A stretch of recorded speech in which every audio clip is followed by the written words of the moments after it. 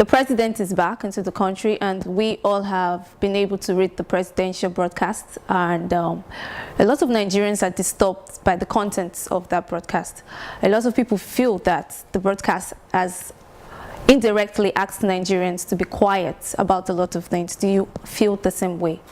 Yeah, generally we do, but for us it's not surprising, because we had envisaged that the president would take this line of action. Therefore, on Sunday, this last Sunday, we issued this press statement advising the president to depart of statesmanship. That is to say, he must see the agitations in the country as a call to national service. He must act like a statesman to address the agitations. Instead, fortunately, the president did not heed our advice and decided to adopt a military approach. In my opinion, the presidential broadcast was more of a broadcast by a military leader rather than a civilian president, and it's quite unfortunate.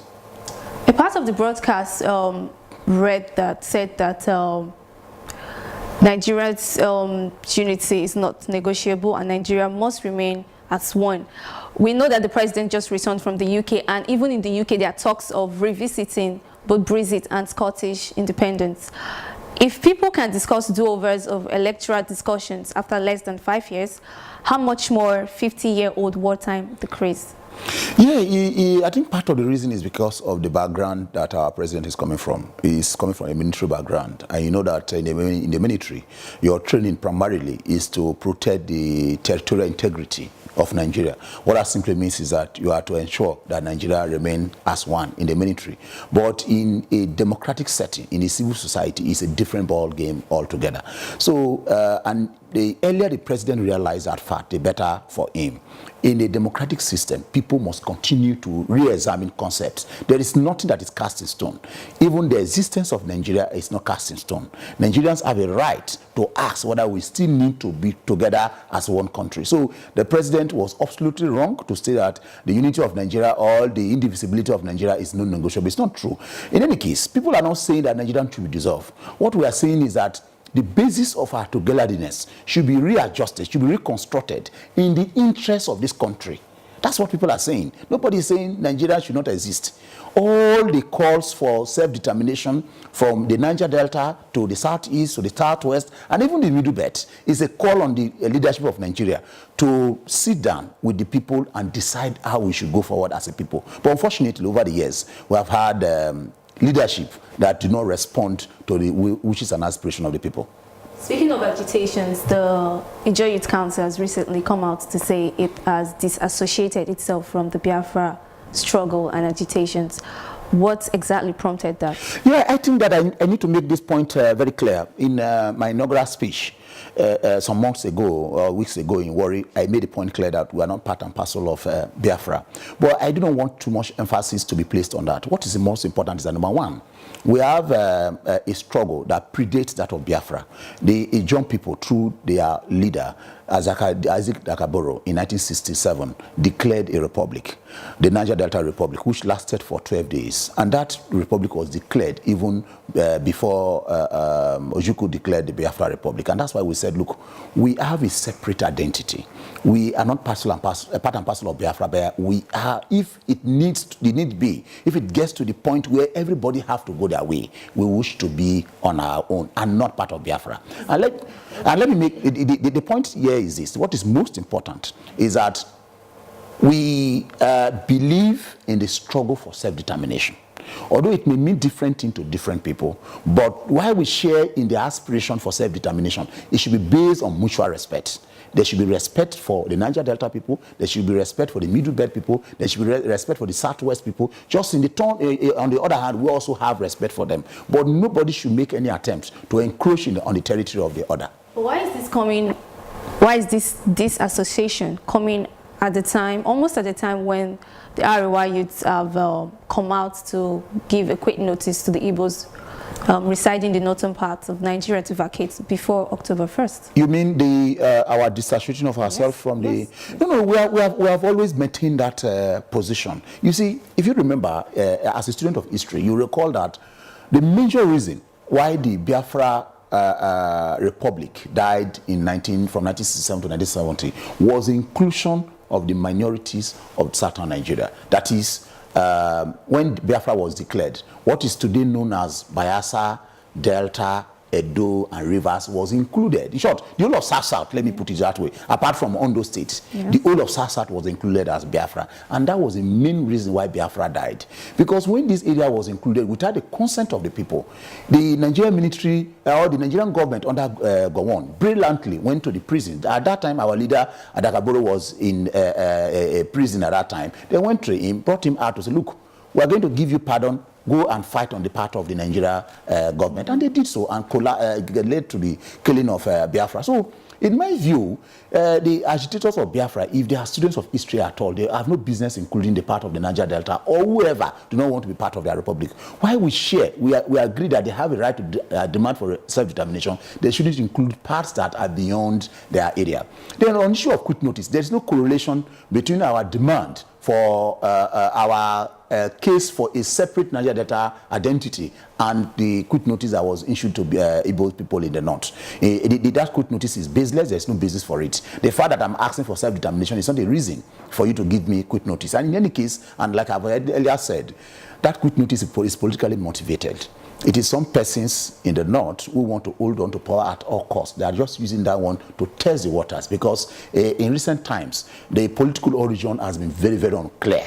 So they were trying to use that one to test the waters to do a lot of things. And that's very unfortunate. I will condemn that. It was reported in the media some time ago that the IYC stated that if any Southerner was going to be attacked in the north by October 1st, the IYC would retaliate. Now that the IYC has disassociated itself from the Biafra agitations, would they still hold? No, we maintain that position. I actually said that. The reason is that if, for instance, you are moving on the streets of Kaduna, for example, there's no distinction between an Igbo person or an Ijaw person, or between an Igbo person or Yoruba person, or an Ikwere person and an Igbo person. You see, in the northern part of the country, it is either you are from southern Nigeria or you are from northern Nigeria. And when they talk of northern Nigeria, not just places like Lokoja and the rest, but the extreme north. So we envisage that if they are to enforce that quick notice, our people in the north may be victims, just like as has happened in the past of that attack. And you recall that certain Nigerian leaders met in Lagos here under the leadership of Osford, former director of SSS, and a young leader from Rivers State, where they agreed that, look, if you attack an Igbo band, you have attacked the entire southern Nigeria. And what the IYC did, through my humble self, is to reiterate that position, and we stand by that. What is the recent updates on the continued detention without trial of Niger Deltans by the DSS, which the ICC has described as the breach of the Niger Delta peace process? Yes, a lot of them are still under detention. For instance, the spokesperson of the IYC in Abuja, as I speak to him, Mr. Ale Sodogu, is still under detention. Mr. Bonnie Gawe, who was an agitator, is under detention. The spokesperson of the Ijaw People Development Initiative, Mr. Ezekiel Daniel, is under detention, and several others. And the unfortunate part of it is that in some of these cases, the people have gone to court. The DSS refused to appear in court, yet they are holding them under detention. What is the ICC doing about this? The IYC? The best we can do is what we have been doing, which is to let the world know that the continued detention of those people, especially in view of the peace process that is going on, is a threat to the peace process. Because when we met with the acting president at Oporoza, the then president of the IYC, my predecessor, Odense Radiri, did inform the vice president, look, a lot of Niger Deltans are in detention illegally. And the vice president said, bring the list of those people. And we have submitted that list long ago. And I must be honest, some of them were released, but a lot of them are still under detention without trial. And that is unheard of in a democratic setting. The beauty of democracy is the respect for the liberty of people. If you arrest somebody, you must take the person to court if you have any case against him. But the significant part of this arrest is that there are people in detention without being taken to court. And they're not just in detention, they are in underground detention cells. And it's very unfortunate. I don't know what the IYC is doing, but there's been a lot of anger coming up from the residents, from the people who live in that area as regards the cleanup process. They are angry. Land is polluted, water is polluted, air is polluted. What are your reactions to this? What is the IYC doing? What is the Niger Delta group doing? What are these organizations doing? Yeah, the lack of implementation of the Ogoni cleanup initiative is very unfortunate. Unfortunate because the Ogoni cleanup is supposed to be a pilot project to clean up the entire Niger Delta. It may interest you to note that what is happening in Ogoni is replicated all over the Niger Delta. The entire Niger Delta environment is completely destroyed. So our understanding or our agitation before now has been, look, when you start Ogoni, after Ogoni, you move to other parts of the Niger Delta. And that's the reason why when they were about to start the Ogoni cleanup, and there were a lot of politicking going on by way of awarding contracts to small companies for political reasons, we raised alarm. We said, look, if Ogoni cleanup fails, it means that the entire Niger Delta cleanup process will fail. And that's what is happening. It's very unfortunate. And we would like to call on the president, who said he was committed to the Ogoni cleanup. In his inaugural speech, he referred to the Ogoni cleanup, and he sent his acting or the vice president, as the case may be, to flag off the Ogoni cleanup. And we had expected that government would display utmost sincerity. But that's not be the case, and I want to use this opportunity to call on the federal government to display goodwill, to display sincerity by going on and completing the Ogoni cleanup, so that other parts of the Niger Delta can be cleaned up as well. There was a 90-day ultimatum given to international oil companies to relocate the headquarters to the headquarters and administrative offices to the Niger Delta oil producing states. Is that ultimatum still on?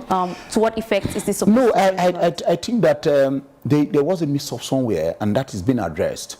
The acting president, during his visit to Uyo, made a statement that all multinationals should relocate to the Niger Delta region. Mm-hmm. That statement was made without a time limit. You know, if you just make a presidential pronouncement and you don't attach a time limit to it, a roadmap to it, then it will just be hanging. So all that the IYC is demanding for, is that, look, it's not enough to make a presidential demand, but follow it up with a time frame. There should be a time frame within which to relocate corporates and operational headquarters of multinationals to the Niger Delta region. And that's exactly where we still stand on. But the sharing part of it is that in the last meeting between PANDEF and the federal government, that issue was discussed, and there is going to be a follow-up meeting that will involve the multinational companies with a view to implementing that presidential directive.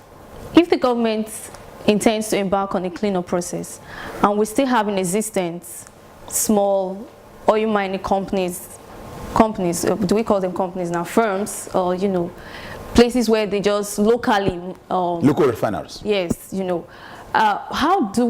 Is this not like trying to sabotage the efforts of the government if the cleanup process eventually begins?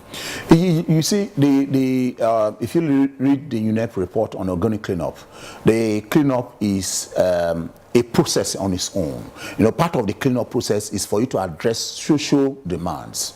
People embark on local refinery because of poverty. So if you want to clean up an environment, you are supposed to address some of these challenges. And in any case, you might have heard of the idea of modular refinery. Yeah. Modular refinery is meant to address these problems. People go do illegal bunkering or local refinery, as they call it, because of poverty. So for us to have a clean environment in the Niger Delta, there must be the environment, the social or poverty-related issues must be addressed. The motto of the IYC is self-determination by resource control and by all means necessary. Any means necessary. Yes. How does the IYC intend to achieve this? Yeah, the struggle for self-determination and resource control is not a marathon race. It is a continual. It's like a marathon race. It's continue to race. It's not a one-off race. We have made progress in the past. In the past, when we started, nobody knew about our issues, but today our issues are now global. Because of our agitation today, we have a 13% derivation. Today we have the Niger Delta Development Commission. We have the Ministry of Niger Delta. But all these do not address our ultimate demand. Our ultimate demand is to have control and management over the oil resources found in the Niger Delta, or any resources as the case may be.